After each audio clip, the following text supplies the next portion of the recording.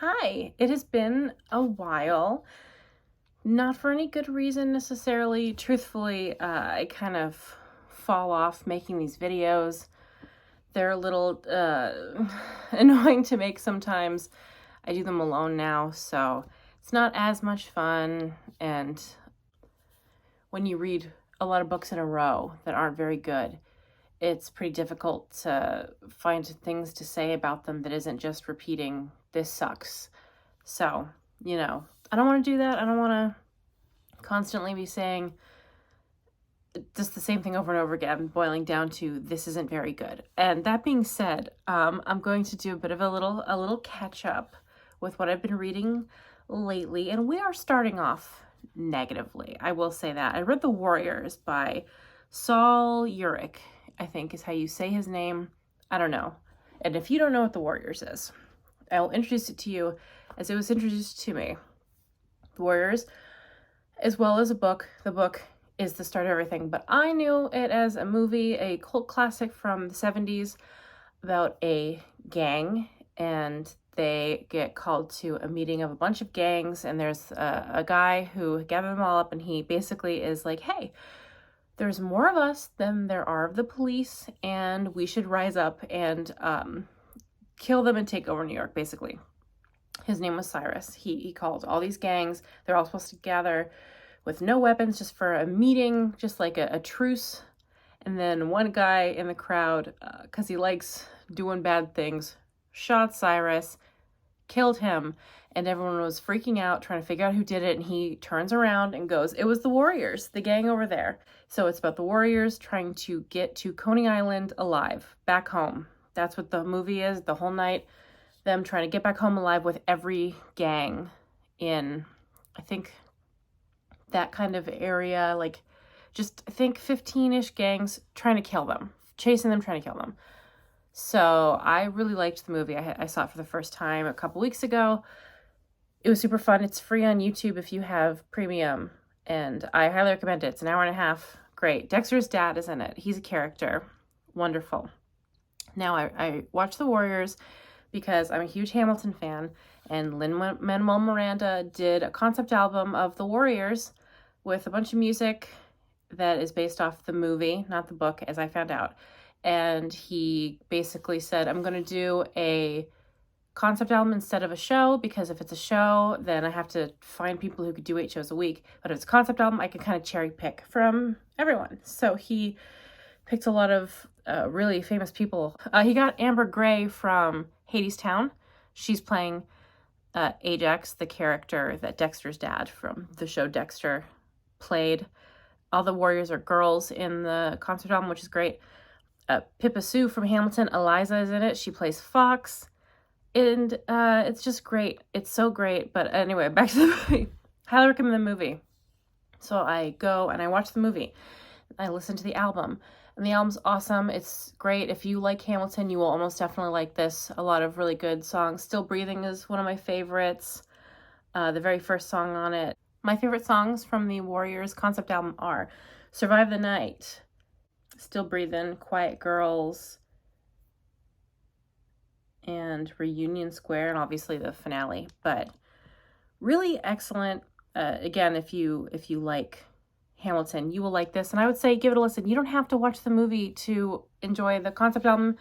It's like Hamilton. You could just listen to the whole thing in order and understand it. It's the thing is complete. Anyway, I go watch the movie. I love it. I go listen to the album. I love it. So the only thing left is the book. And I hated it. I hated it a lot. It made me very upset and very angry.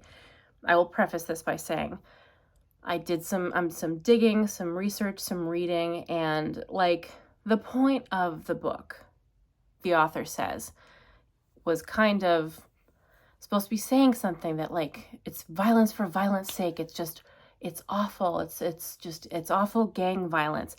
But I hate the author, and I hate him because he seems very full of himself.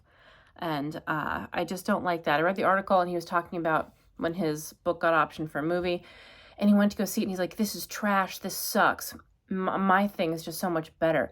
The scene where they go to the meeting, mine was so much better because the guy was just talking like a normal person. In the movie, his speech was stupid. It's like, it was fantastical. In the movie, it was fantastical. He was just saying, can you dig it over and over again? It's fine. Because that's not the point. The point is he is this force, and you get the impression he is this force, and you can see how it was working, and everyone was going to gather up, and then the guy shot him. And so he was just very full of himself about the book, of like, mine's so good. They cast multiple races in the movie. The gang has black people and white people in it, and they would just never have done that. All of my gang members were black. I did this better. And it's like, well, can you not see that that's stupid? I understand the thought process behind, well, realistically, in the 1960s and 70s, maybe these races wouldn't all work together. But it is a movie. And I don't know, it's fine to have people of different races working together, in my opinion, but I guess he thought it ruined his precious, wonderful book. It was a lot of that. The book has a similar structure to it in that they're trying to get home alive, but Cyrus is not named Cyrus. I forgot what his name is. It doesn't matter. But he dies. He gets shot. We don't know who did it. It was just, why did he get shot? He gets killed. Like, there's a big fight breaks out. And the warriors are trying, or they're not called the warriors in the book, they're called the dominators. They're trying to get home, but like they're not being actively hunted like they are. And it's just, it feels aimless, kind of. It shows like the times, like every chapter is a different time of like 4:45 a.m. to this. And I just got the impression that he was trying to say something, but he didn't quite know how to say it or necessarily what he was saying. It was very frustrating. I got irritated because a couple times the boys, one or two of the boys had an internal monologue of like imagining their life beyond this, like what they want for their future, and it's all like a regular job and a family and stuff. And I'm assuming this is part of the intent, but it's just like, how do you go from doing the kinds of things you do in this gang, just moving on like nothing happened, and having a wife and a dog and kids when you've killed random people? And I'll say a little bit of a trigger warning. I'll try not to go into too much detail, but trigger warning for sexual assault. So in the movie, there's a girl named Mercy. The gang ends up in the neighborhood. They run into a gang called the Orphans, and there's this girl who's with them, Mercy, and she ditches the Orphans to go with the Warriors because she just kind of likes them. The Orphans are lame, and she takes off with them, and she has like a little bit of a love thing with the leader of the gang, Swan. All the characters in the book are named something different than in the movie, by the way. So I can't remember a lot of the characters' names from the book, so I'm not gonna bother. But she has like a little love thing with him, and like the boys are pigs. They're awful. He says awful things to her, but it's like, okay, sure, it's the 70s and all that. The book was so upsetting because she didn't get a name. They just referred to her as awful names. I shan't repeat, but they were calling her awful names, saying she's like a whore and worthless. And it's like, well, we'll show her what we do to girls like her, because she was mouthy. So they tell her to like tag along a little bit, and they walk along, and they just kill this random guy on the street, and she's like way into it. She loves it. And then they gang rape her. They I don't, again, not too many details, but yeah, they all just take turns. And I hate the narrative because it's like, the author knows that's what it is. He said it in the interview. Because he was upset that it wasn't in the movie. But there's no one person doing inner monologue. It's like the omnipotent voice. And it says that like she's enjoying it and she's having a good time. And then by the end of it, her face is like frozen from the joy of it all. And it's like, well, the author knows that's not true. But if you're, in my opinion, if you're doing a voice that's not one of the characters, it should be objective. To have an unreliable narrator that is omniscient is strange to me. It put me off. They rape an old lady later. It's awful. I hate it. And they also portray the old lady as liking it because she was crazy and weird. So they act like she liked it. And it was, I hated it. Okay. I hated it. It made me really upset. I wouldn't recommend the book. I know I'm like a soft-hearted, like sensitive baby, but that's how I feel. It just really made me upset. Like I do TikToks and I talk about stuff as I'm reading it because these take a while sometimes. And I had said my thoughts on TikTok. I'd take a break from reading it because I was just like really upset. It was not a great time. I did finish the book because it was really short. The audiobook was like 5 hours. Those are kind of my final thoughts. I just think the book was also not well written in the sense that it's a lot of showing, not telling. It's a lot of describing what's happening in scenes instead of having scenes. Like that's what a lot of the meeting was like saying what was happening instead of showing what was happening. And I thought that was really lazy. That's my opinion. If you like The Warriors, that's fine. I don't like it. I think you should go watch the movie though.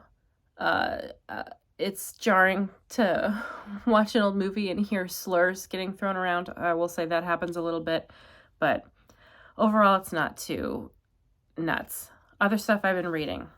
I read Something is Killing Children, Volume 8. If you know me at all, which maybe you do, maybe you don't if you've been watching, I love this series. This is the first one in the series proper that I kind of was wondering if it needed to exist because there have been arcs, one arc and then a little break where it's like a prequel-y thing of showing Erica's past. We're doing that again. I felt like it had no purpose. It was fine. I didn't love it. It was 4 little stories. I didn't really feel like it needed to exist, especially because it takes a long time for these books to come out. So it's just like, oh, I have to wait for a new arc. And that's a bummer. But, you know, and I read a bunch of other sorry, I'm looking at my iPad. I read a bunch of other comic books. I read Spy Family. I read the entirety of Spy Family. I will say really, really great and fun. The premise is there's a spy named Twilight. I always forget what his name's Lloyd. He goes by Lloyd.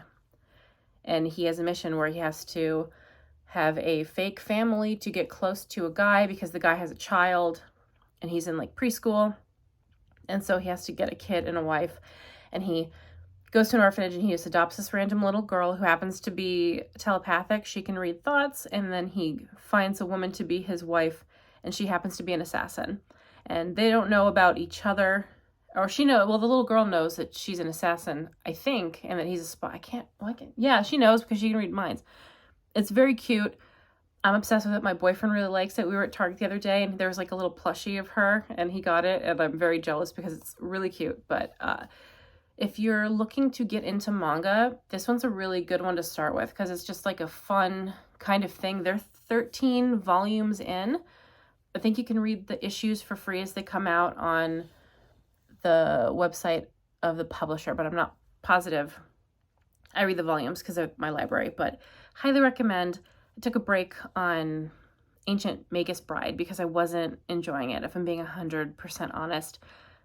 I liked it okay the first time, but I feel like it focused more on the magic and not them as a couple, which is what I wanted. And I understand that's not what it was, but that's what I wanted and didn't get it, so I was disappointed. Versus Spy Family, you get a bunch of cute family stuff. It's great. It's awesome. And I read a couple Universal Monster comics. I read The Creature in the Black Lagoon and Dracula, and they were fine. I don't have a lot of thoughts on them other than the art is so good. The art is so beautiful. Just like blew me away. I read the Cult of the Lamb comic book. If you don't know what Cult of the Lamb is, it's a video game. It's a dungeon crawler where you are a little lamb and you have a cult. Hence, Cult of the Lamb. But yeah, you fight bosses and stuff, and the comic is just the lamb who's the main character running his cult, answering to the gods who killed him originally, but he was brought back by another god who hates those gods. And it was really great. If you like the game, the comic is really cute, and I highly recommend it. Ooh, okay. If you've been watching previous videos on this channel, you know me and Sarah really like J.R. Ward, the Black Dagger Brotherhood. She's behind. I'm not. I read A Bloom in Winter, which is the newest book. It's like between the main books, and I'm going to be spoilering it. Actually, you know what? Maybe I won't. Okay, I will. I've had this problem with J.R. Ward for a while now. I don't want to assume why it's happening, but I kind of think it's because she's writing so much lately. She's putting out so many things that maybe she's not taking the time she should to make these books what they could be, because they were so solid and so wonderful. And at some point they just dropped off. It feels like the romance is taking a back seat, and I think I've complained about this before, so I apologize if I have. The first red flag to me was the sex scenes, because she started doing barely any, and then they're barely described. And I'm not even huge on sex scenes. I only care if I like the characters, but I typically like her characters, so I'm invested. But for the past handful of books, there's been like one sex scene at the end of the book, and it's been like barely described, and it feels so phoned in. It feels like this is like the second draft, and she didn't take more time.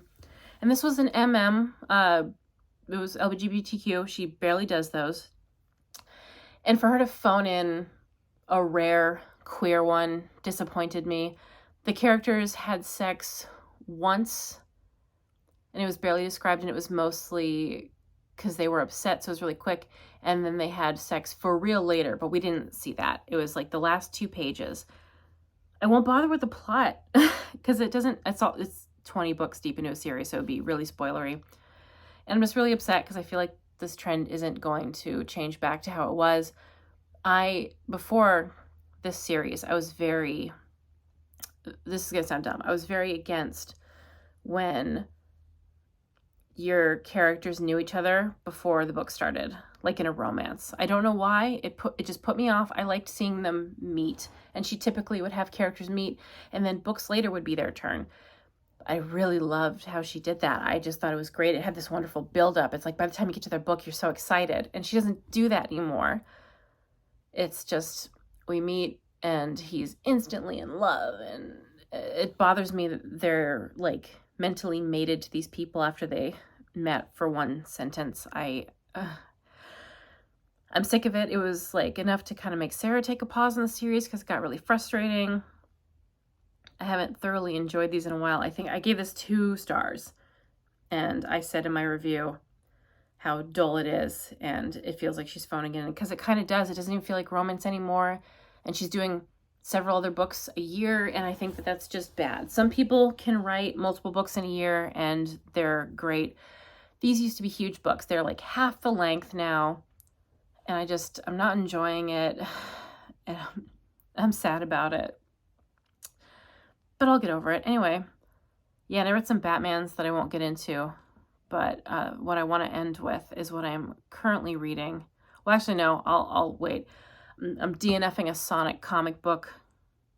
I tried the IDW does Sonic the Hedgehog comics, and because I have these really gorgeous IDW Teenage Mutant Ninja Turtles, I have the entire set of the IDW run plus Last Ronin, and the prequel thing. I thought, oh, Sonic the Hedgehog, those will look great on my shelf too. And I'm just bored with it. It's very kid-like, which is probably the intent, so I shouldn't be complaining at my big age. But anyway, I read that and I DNF'd it. I am in the middle of reading a Nightmare Before Christmas, What If, Twisted Tales with Sally from, I just said the Nightmare Before Christmas, I'm so sorry.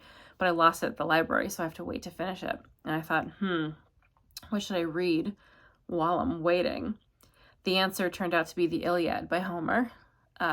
In the last couple weeks of my life, I had a road trip to go see my boyfriend, so I had some downtime in the car, and I listened to Epic the Musical, which, if you don't know what it is, this guy on TikTok, this wonderful little fella, he just put together this whole entire beautiful concept album of the Odyssey. He's playing Odysseus, and it's just really great. It goes through from the end of the Trojan War to him getting home to Penelope, and it's wonderful, and there's all kinds of different genres thrown in, and he has very carefully crafted this beautiful thing. I love Greek mythology. I knew from the first second that I was a goner. Didn't realize how much of a goner I would be. Sarah and everyone else in my life has had to listen to me talk about Odysseus specifically for like a couple weeks now, and I'm worried that they're going to get really tired of it. But I listened to Epic the Musical, and it was awesome, and it made me really curious to read the Odyssey because I never had before. I think a lot of people I know read it in high school, and I just didn't. But So I wanted to start with the Iliad because if you don't know, the Iliad is first. It's the Trojan War, and then the Odyssey is Odysseus's trip home. I found a really great translation. Emily Wilson did a translation, I think it came out 2-3 years ago. Very accessible to beginners because some of this stuff is a little hard to understand. I think it was originally written as poems, but she wrote it in prose, so it comes off just like a book. And the language is really simple and easy to understand because I'm not good at that kind of thing. So it's really great if you're a beginner to Greek mythology and you don't want to have to deal with thinking really hard at every sentence of these giant tomes to figure out what's going on. Emily Wilson, she has a paperback, a hardcover, an audiobook, and an ebook. Every format of this. I highly recommend her specifically. But anyway, I started the Iliad. I am on book 8. It's so good so far, and I keep finding myself really surprised that this all-time classic turned out to be good. I think because I have this thing or when I read a book that's really popular, I end up hating it. And not because I'm like some kind of special pick-me, but because I'm awful and really hard to please. But the Iliad's awesome. It's, I didn't know if Odysseus would be the main character or not. He's really not. It haps to Prince Hector and Paris, who kidnapped Helen. I don't know if, do I have to explain the Iliad? They kidnapped Helen. You know, the face that launched 1,000 ships? Her, daughter of Zeus. Paris took her to Troy, and her husband got really mad and started a whole war about it. It was a big mess, lasted 10 years, and sorry, that was my knee popping because I'm in my 30s. Yeah, so it's a lot of fighting. There's whole chunks of it that's literally just describing fighting and killing people. It's very interesting, and then they have these little breaks in it where they're being people, like the gods are involved in the war. And I'll say, I'm going to spoil the Iliad as a warning. You had, I think, like 10,000 years to read it or something, so you can't technically get mad at me, and I'm giving you a warning. But so Hector has a family. He's on the Troy side. He has a wife and a newborn baby, and there's this part where he goes to find his wife, and he's a little frantic because he can't find her, and he's panicked, and he's like going to her, and he's got this thought in the back of his head of like, I'm never going to see her again after this. Like, this is it. But he's like saying he thinks he's going to win and stuff. But he talks to her, and he's talking about how like, oh, if we lose, your life is going to be really miserable. You're going to be a slave, and it's going to be awful, and I'm going to be dead, and no one can protect you. And I was just like, okay. And then he starts like interacting with his baby, and it's so difficult. His son is an infant, and that says that like he sees his dad in his armor, and he's spooked at the sight of him. So his dad takes the helmet off, and he's like smiling at this baby he adores. He just loves his son so much, and he's telling him all of his like hopes and dreams for his son. And he's like, I want him to go off to battle one day and come back, and I want everyone to say, oh, he's so much better than his father. And it's so heartwarming and touching. And if you know about the Iliad, Odysseus drops that baby off of the palace and kills him. So it was like a gut punch because I knew that as I was reading it. So I was just like, oh, that hurts so bad. And Odysseus does it because he gets told, if you don't kill this baby, he's going to grow up and he's going to come kill you. He's going to kill your wife and he's going to kill your son because you couldn't do this, because the baby's going to grow up and be vengeful and want to destroy you because you took his whole life away. So Odysseus did it to protect his family and his people. He's the king of Ithaca, if you don't know. And it's such a bummer. It's very sad, and it's just very good. I love it so far. I'm so excited to read the Odyssey because I'm like really obsessed with Odysseus right now. I keep bringing him up like a teenage girl in love with like Edward Cullen back when I was a kid. Back in my day, he was all the rage, and right now I feel like obsessed with Odysseus the way I was obsessed with Edward Cullen. Forgive me. But yeah, Odysseus is awesome. He just wants to go home to his wife and his son, which is like wonderful. We love a wife guy, not like the Ned from try guy's wife guy, but like an actual wife guy who just every thought he has is to get home to his family. That's why I like Epic the Musical so much. His one goal is, I'll do anything to get home to my wife and my son. And it's awesome. I love guys like that. I would tell you my favorite songs from that too, but I love all of them. So I think you should go listen to that. And I think you should read the Iliad and the Odyssey if you haven't, because I'm having a really great time. And I'll do more updates, I think, on the Iliad. I thought about doing a full dedicated video, but I think that would be really long for me to film. And the longer it takes for me to film, the less like druthers I can gather to sit and do this. This I'm sitting down and doing impulsively because it's late and everyone's asleep. But that's my life right now, is the Iliad. And those are the things I've read lately. I'm going to try and read more. I did reach my good year. That's tires. I read my Goodreads books, my 100 books. I was happy with myself because I thought I wasn't going to. And truthfully, I haven't felt great lately. Just about like a lot of things. I won't get into that because I don't need to, but it made me feel good to accomplish something. And I'm hoping I can really kind of diversify the things I read this year, like reading a Greek classic I've never done before, and like The Warriors, which would never have been on my radar, and more comic books and more classics. I have a couple on my list I'm curious about, just some things that I've wanted to read for a while but haven't. I really want to read The Count of Monte Cristo. So that's my tentative plan. And I'm going to try and keep up with this. It's just honestly so much easier to film a little clip and throw it on TikTok, which is kind of why I've been doing that. But I am on TikTok if you want. It's at cappiethorn,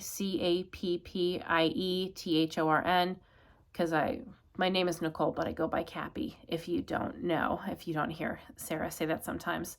Because on her channel, her YouTube channel, she does rat stuff, and she calls me Cappie. So in the comments, everyone calls me Kathy. Not everyone, most people. But yeah, so I'm over there if you want more frequent updates on things. But this is what I'm trying to work on now. So thank you for watching and bearing with me. And don't read The Warriors, but go read the Iliad. Thank you. I will see you next time.